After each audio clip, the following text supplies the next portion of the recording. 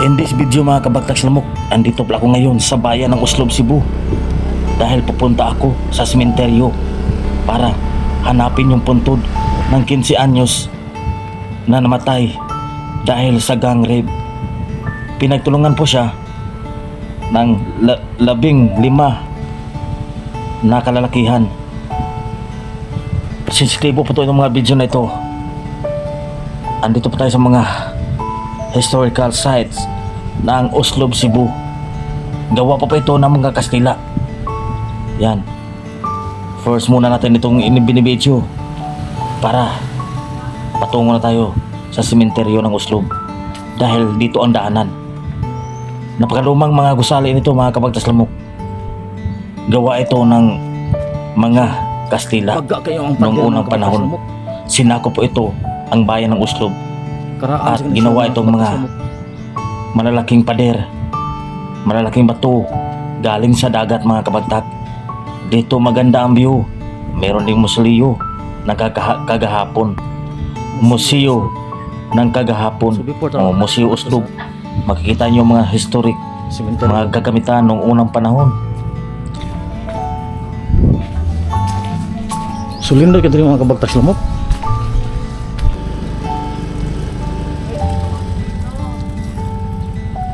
Doon maganda yung magpicture-picture dyan. May Uslob na background. At umuulan ngayon mga kabagtas lamok dahil basa yung kalsada. Stay tuned na kayo mga kabagtas lamok dahil mamaya dadating na tayo doon sa sementeryo mga kabagtak. Kita mo naman isang gusali na pinaglipasan ng panahon pero hindi pa rin natitinag, nakatayo pa rin. At dito maraming mga naninda ng mga snack para magtitid dito. Yan mga kabagtas lamok. Stay tuned na kayo mga kabagtas lamok at huwag kayong aalis dahil magbabalik pa tayo.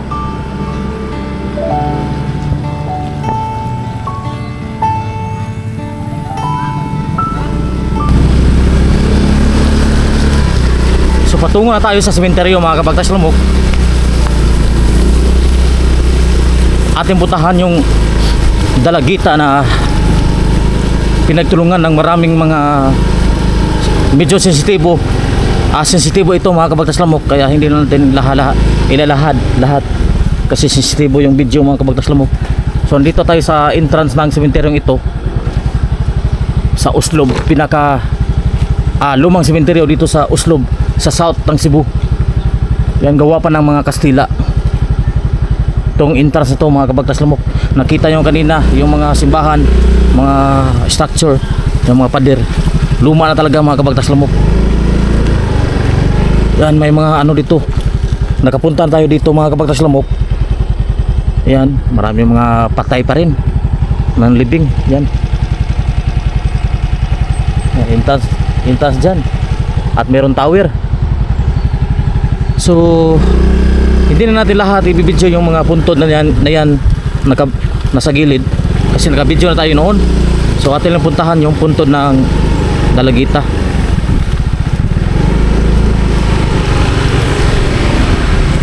So yan mga musilyo. So nirestore na yung musilyo. Dati hindi yan pinagtirahan, ngayon pinuntahan na, pininturahan na. Yan. So pasok tayo dito. Yan. So ang daming mga nakalibing sa lupa mga kabagtas lamok. Oh. Ating tingnan dito mga kabagtas lamok. Marami ng mga santo dito. Dati wala, ngayon marami. So what's up mga kabagtas lamok? So nandito na tayo sa sementeryo ng Uslob. So ating puntahan yung puntod ng dalagita na pinagtulungan ng mga basta medyo sensitibo talaga mga kabagtas lamok. Marami mga, I think lima yung nagtulong-tulong sa pagpatay sa kanya at inano siya kasamang palad. Basta may ginawang masama talaga mga kabagtas lamok. So ating puntahan mga kabagtas lamok doon. So samahan niyo ako mga kabagtas lamok. Dito Yan. May mga cross dito mga kabagtaslamok ko. Mga cross, yung mga santo. Ang daming mga mga santo dito, yung may mga mga posporo nilagay dito. Yan yung mga sirang, mga rebulto, sirang santo. Si Senyor Santo Niño at si Mama Mary. Ito, may si ano pang santo tao, anong tawag ng santong ito? Senyor San Roque. Nakalimutan ko talaga. So, yan. At pumuntahan yung mga punto dito mga kabagtaslamok. Yung punto ng babae. Ang dami na nakalibing ngayon dito mga kabagtaslamok. Sinunog yung mga punto do. So malapit lang ito sa dagat mga kabagtaslamok. Ang dami mga uwak Ang dami mga uwak mga kabagtaslamok. Yan mga uwak ko. Ibon.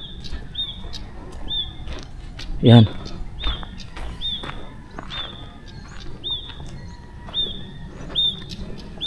So tahimik ngayon. Ang dami mga uwak ko. Yan, mga uwak. So ito siya mga kabagtaslamok. Yan. Kuk. Ito po siya mga kabagtaslamok. Nag-trending ito, nag-viral mga kabagtaslamok. Si Annalyn Pancho. Yan. So October 25 siya isinilang 2009. Then namatay siya December 13, 2024. So mahigit isang taon na siya ngayon mga kabagtaslamok. Yan, pinagtulungan po siya ng mga walang magawa sa buhay. So 2009, 2010, 2011, 2012, 2013, 2014, 2015, 2016, 2017, 2018, 10. Ilang taon na siya? Kukwentahin natin. 2009, 2010, 2011, 2012, 2015.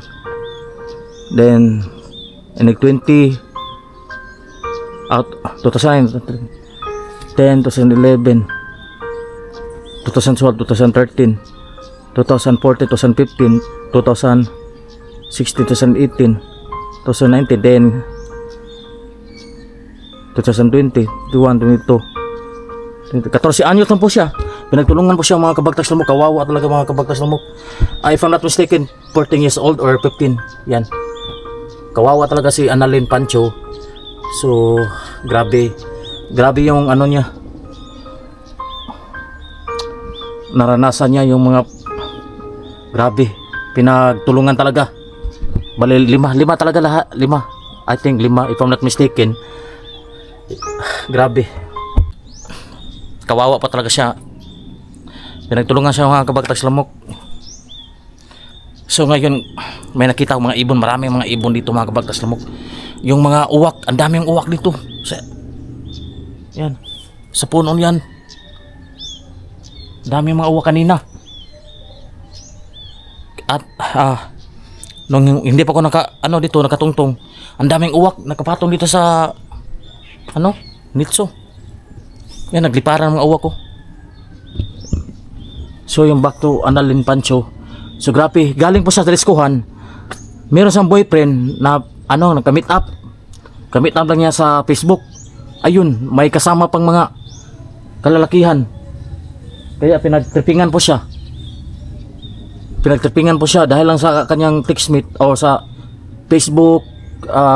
Nakilala niya sa Facebook. So ayun, may mga masamang plano na masamang balak na pala yung mga kasamahan ng kanyang yung kumbaga yung nakilala niya sa Facebook. Grabe talaga mga kabagtaslamok nangyari sa kanya. Kawawa mga kabagtaslamok.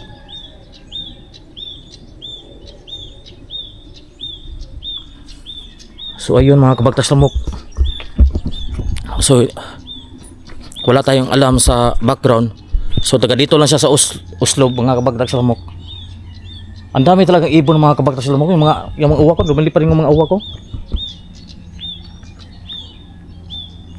Mga uwak. Pagkatapos ng ulan, umulan kayo kanina, yung basa yung mga lupa. So, mag-explore muna tayo dito saglit mga kabagtas lamok. Check natin yung oras. 3:28 na sa hapon. Ang dami nang nalibing dito mga kabagtas lamok.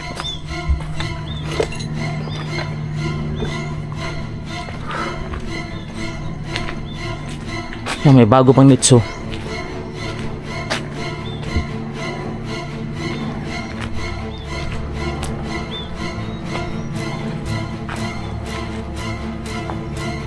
Grabe ang dumi dito, yung mga kalat yung mga bulaklak ko. Yan dito. Yan. May kabaong pa sinunog.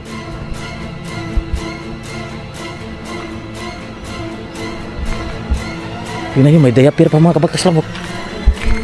Diaper ang patay mga kabagtas lamok. Tingnan sa loob mga ano to, ng mga kandila. Ito yung gamit ng mga patay. Gamit ng patay. Yan. Yung dating buhay pa siya mga kabagtas lamok. Baka may ano bang tawag doon? Nag-chemotherapy ba? Nga na, ganyan. I think dialysis pala. Kasi may diaper. Kaya mga kabagtas lamok, huwag tayo abuso sa ating katawan. Bis na batian hinapa Huwag tayo abuson sa ating katawan. Huwag tayo uminom maraming mga soft drinks. Kasi baka magde-dialysis tayo. Mahal yung gamutan. Saan tayo dadaan? Malapit na sa dagat mga kabagtas lamok. Dito balik tayo sa daanan kasi baka matunok tayo.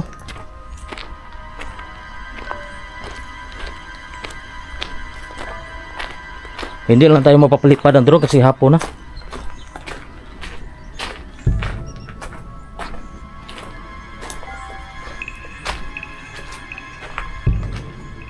Ang dami ng mga namatay dito mga kabagtas. Still, may tubig pa pala. Basa yung tubig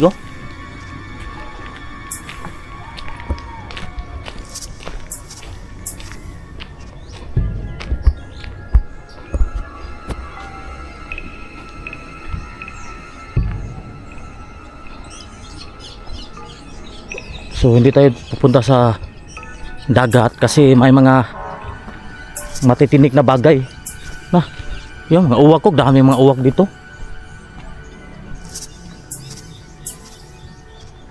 Sa tahimik na ang kapaligiran. May babae dito mga kabagtas lamok. Aimee Angana Serenyo.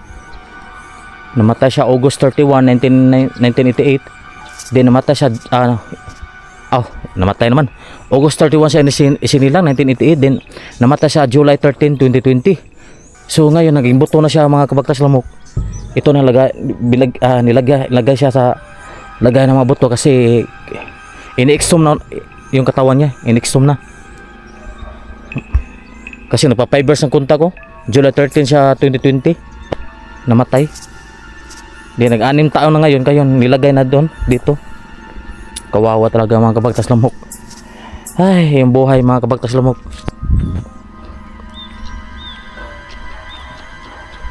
Kaya gulong ng palad. Yung makasurvival dito sa mundo yung maraming pera. Tayo, kunti yung pera natin. Hindi tayo magkapira kung walang trabaho. Grabe, tahimik dito. Ang dami mga uwak ko, no? Nagsiliparang yung mga uwak doon, no?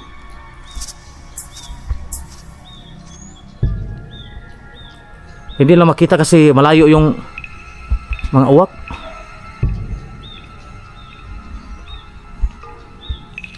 Tahimik dito mga kabagtas lamok. So ngayon.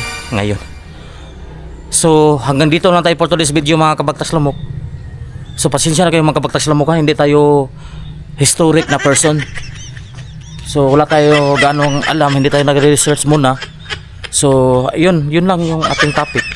So thank you for your support mga kabagtas lamok. Hanggang sa muli, paalam.